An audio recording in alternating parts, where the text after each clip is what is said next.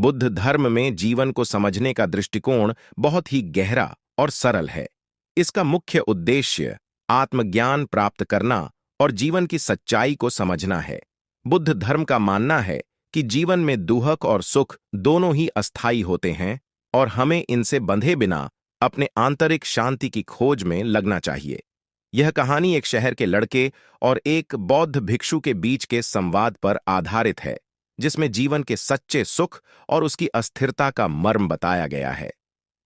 एक समय की बात है, एक बड़े और समृद्ध शहर में राहुल नाम का एक युवा लड़का रहता था। वह बहुत ही महत्वाकांक्षी और मेहनती था।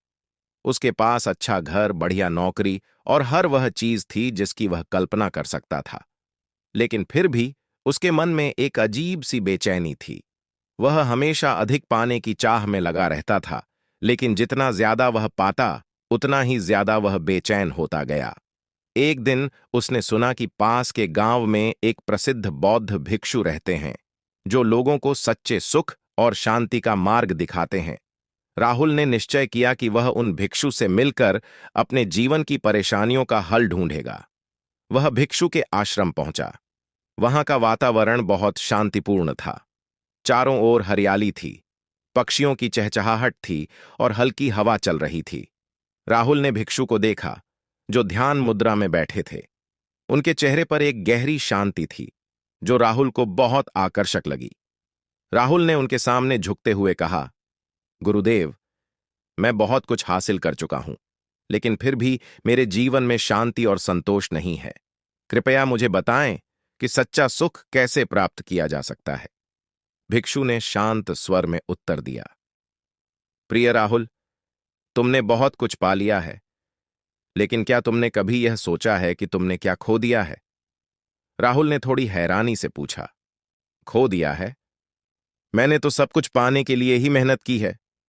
मैंने कुछ नहीं खोया। भिक्षु ने मुस्कुराते हुए कहा, चलो मैं तुम्हें एक कहानी सुनाता हूं। बहुत समय पहले एक राजा था जो हमेशा और अधिक पाने की लालसा में रहता था। एक दिन उसे एक बहुत बड़ा और सुंदर बगीचा मिला, जिसे देखकर वह बहुत खुश हुआ। लेकिन जल्द ही उसे उस बगीचे में एक पत्थर का टुकड़ा दिखाई दिया, जो उसकी दृष्टि में खटकने लगा। उसने अपने सेवकों को आदेश दिया कि उस पत्थर को वहां से हटा दिया जाए। लेकिन जैसे जैसे सेवक उस पत्थर को हटाने का प्रयास करते, वैसे वैसे वह पत्थर और बड़ा और भारी होता जाता। अंत में वह इतना बड़ा हो गया कि पूरा बगीचा ही उसमें समा गया। भिक्षु ने राहुल की ओर देखते हुए कहा, इस कहानी से तुम क्या समझते हो? राहुल ने सोचा और फिर कहा, शायद राजा की लालसा ने उसके सुख को निगल लिया। भिक्षु ने सिर हिलाते हुए कहा, बिल्कुल सही। जैसे जैसे तुम और पाने की कोशिश में लगे रहते हो, वैसे वैसे तुम्हारी लालसा और बढ़ती जाती है और तुम अपने जीवन के असली सुख को खो देते हो। सुख और शांति का असली स्रोत तुम्हारे मन में है, न कि बाहरी वस्तुओं में। राहुल ने यह सुनकर गहरी सांस ली। उसे समझ में आ गया कि उसकी बेचैनी का कारण उसकी असीमित इच्छाएं और लालसा थीं। उसने निश्चय किया कि अब वह बाहरी चीजों में सुख की खोज नहीं करेगा, बल्कि अपने भीतर शांति और संतोष को तलाशेगा। मूल्य: इस कहानी का संदेश यह है कि अधिक पाने की लालसा हमें सच्चे सुख से दूर कर देती है।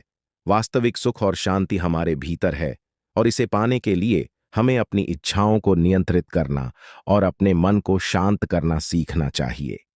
बुद्ध धर्म हमें सिखाता है कि हमें अपनी आंतरिक शांति और संतोष को प्राथमिकता देनी चाहिए, न कि बाहरी चीजों में सुख की तलाश करनी चाहिए।